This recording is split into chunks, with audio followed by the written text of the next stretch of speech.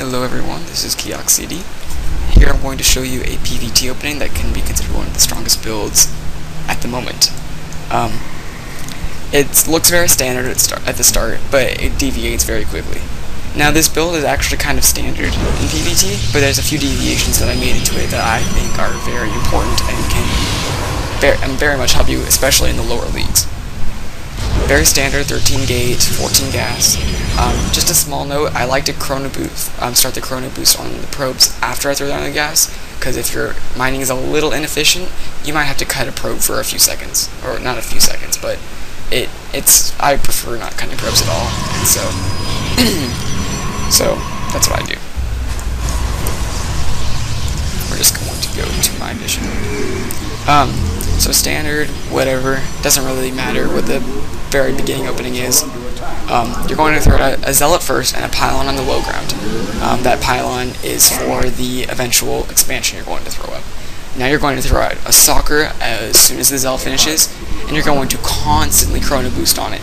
And then you're going to get out a second stalker, and you should have enough energy to chrono boost it as soon as the chrono boost ends. So that is the first major deviation to the build.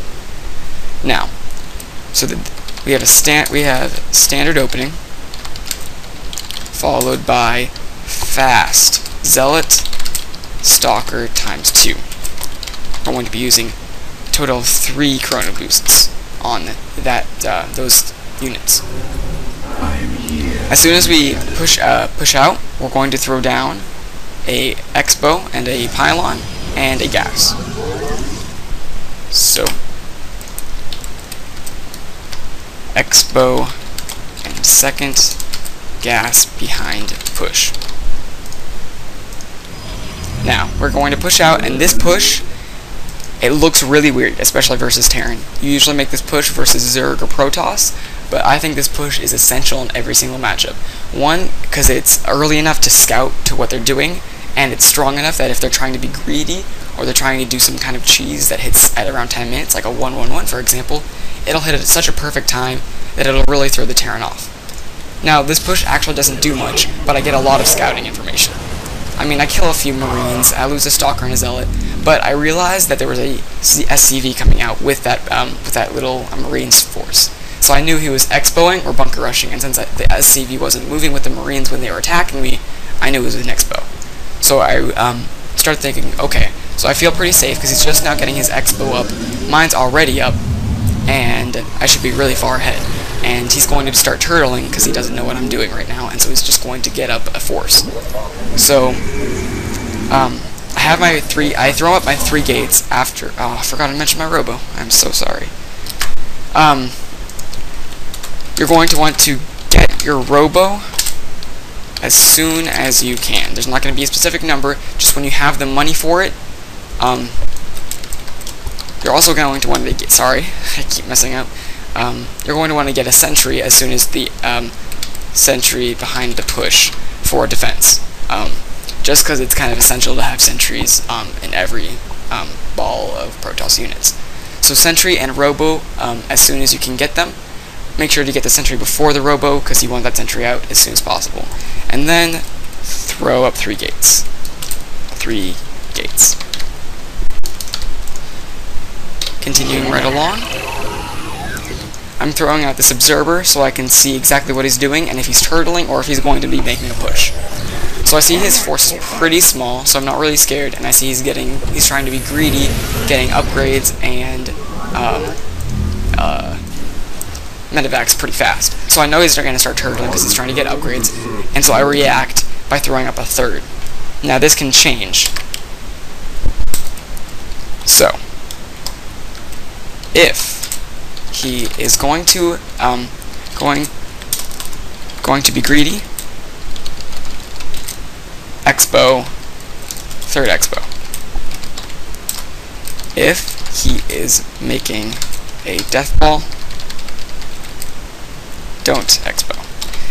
Now that's pretty reactive. At lower leagues, especially bronze, that might be difficult for you. I know I never could react, and I was just like, okay, 13 gate, 14 gas, 17 cyber core, 20 robo, and I followed all these numbers.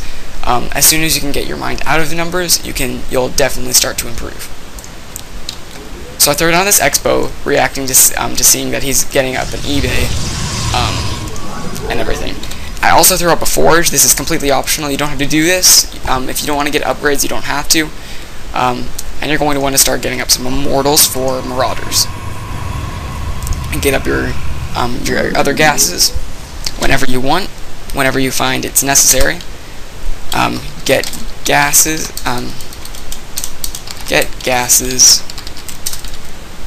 when you feel necessary. Like I said, it depends. Like after you get up the robo, your build can change completely. You can go for archons, or you can go for double robo colossus. You could go for immortals. You could do a whole lot of stuff, or you could make a multi-pronged attack depending on what they're doing. So you basically want to get these gases when you feel it best for your build. So I decided I'm going to go double robo colossus on this because I know he doesn't have anything to scout me with, and so I mean, like, okay, well, I'm going to be super greedy and get up a lot of colossus as soon as I can. So I throw up my robo bay. My second robo facility is a little delayed, and so my colossus are a little late, but I'm so far ahead it doesn't really matter. A total of, what is that, like, it's 13 probes and counting.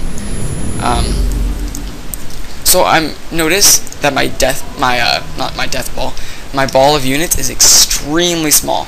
So I had that observer over there to see what he was doing, and I saw his ball wasn't getting any much bigger. He was mainly teching and getting upgrades, and I didn't see him making another expo, and so I knew I didn't have to make any units.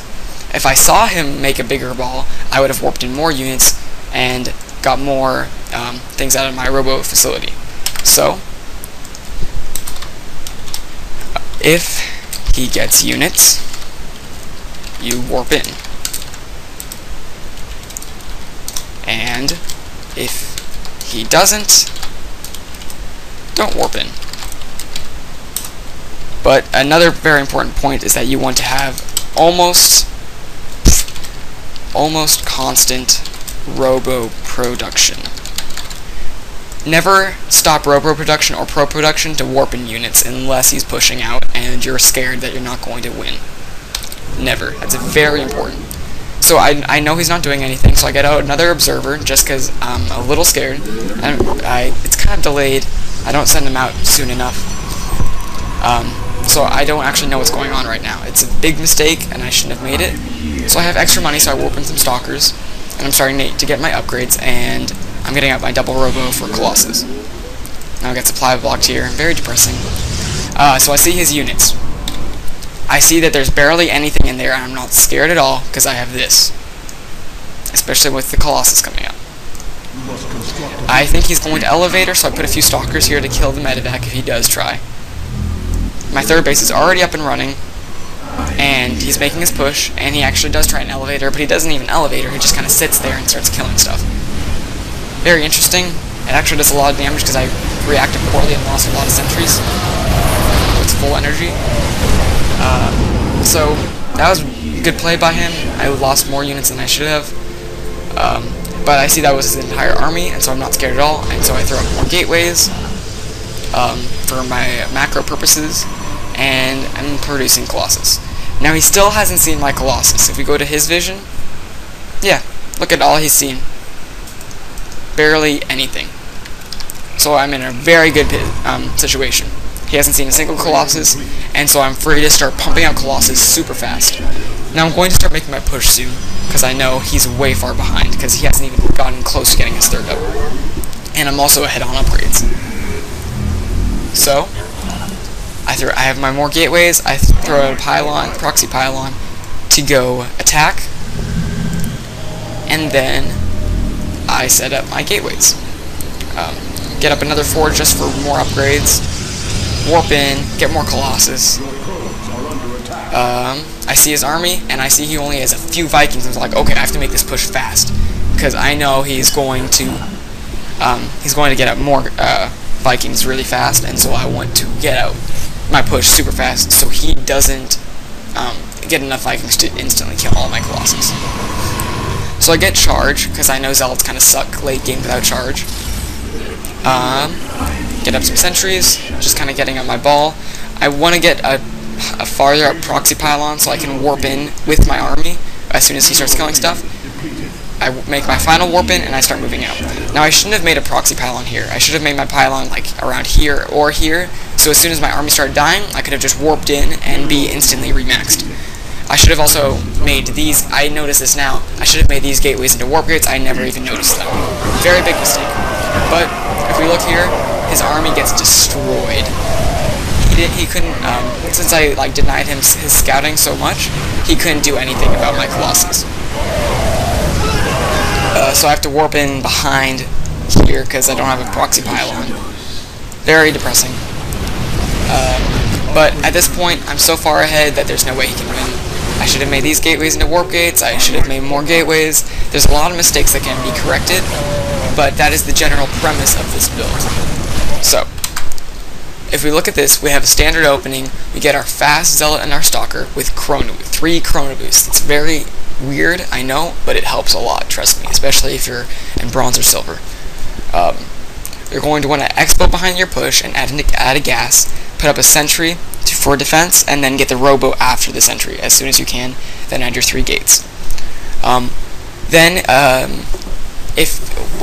the game goes on, as soon as you get up your observer and see what he's doing, if he's being greedy, you expo. If you don't, then you just don't expo and you start making units. Which corresponds to the next point. If he gets units, you warp in. If he doesn't, don't warp in. And then you have to have constant robo production. So that is the general premise of the build.